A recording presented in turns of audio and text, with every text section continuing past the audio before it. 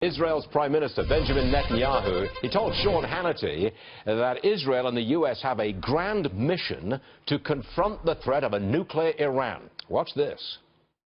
We have a grand mission, and it's not a mission that we invent. We didn't invent these ICBMs. We didn't invent their nuclear program in which they seek to create nuclear weapons. We don't invent the terrorists that they send throughout the Middle East and the world. They believe that they're destined to govern the world. Anybody who doesn't agree with them, they'll be able to subjugate or kill. When you couple a radical Islamic regime that says death to America with the weapons of mass death, then you have a much, much bigger problem. Yes, sir. Our next guest is the only Jewish Republican in Congress, New York's Lee Zeldin. Congressman, welcome to the program. Obvious first question. Is that nuclear deal with Iran flat out totally dead? Well, I wouldn't say it's dead right now. I'm someone who wishes that it was never entered into in the first place, and I do believe that it should be dead. I don't know exactly what the next 10 steps will look like here as far as our relationship with Israel and Iran and folks in that region. But I will say this with regards to the nuclear deal. One is, for those who say that this is a deal that prevents Iran from getting a nuclear weapon, it's actually a blueprint for how Iran obtains a nuclear weapon. While Iran can't help themselves but to cheat, and we'll catch them cheating along the way, if they don't cheat and they follow the rules in this blueprint, they end up with one is blessed by the international community. So what's important for us is to actually enforce the Iran nuclear deal, ramp up sanctions on all the bad activities of Iran with regards to their ballistic missile program development, their financing of terror, overthrowing foreign governments.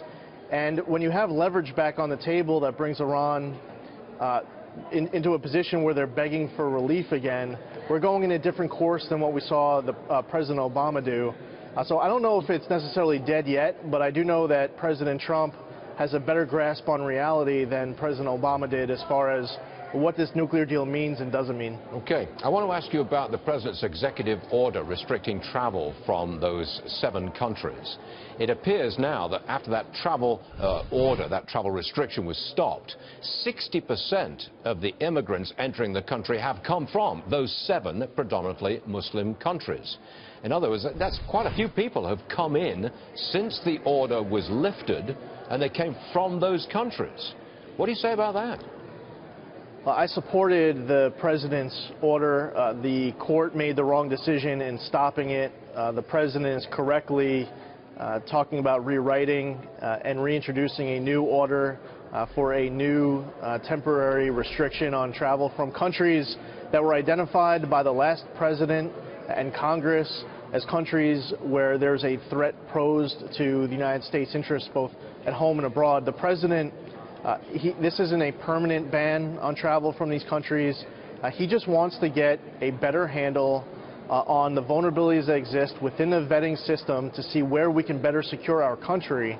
It's a very reasonable position. A lot of Jewish people said we don't support that executive order on the grounds that it is religious discrimination.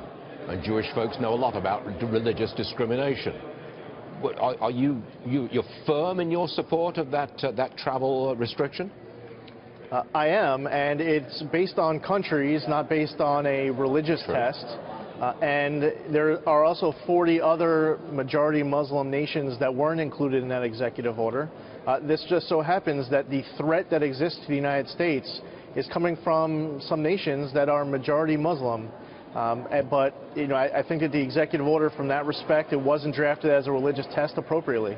Okay, there will be a new executive order next week on immigration. Don't know what it's got in it, but it might redo the executive order that was turned over by the courts. That's the news that's coming next week, we believe. Congressman, thanks for joining us, sir. We appreciate it. Thanks, Steve. Thank you, sir.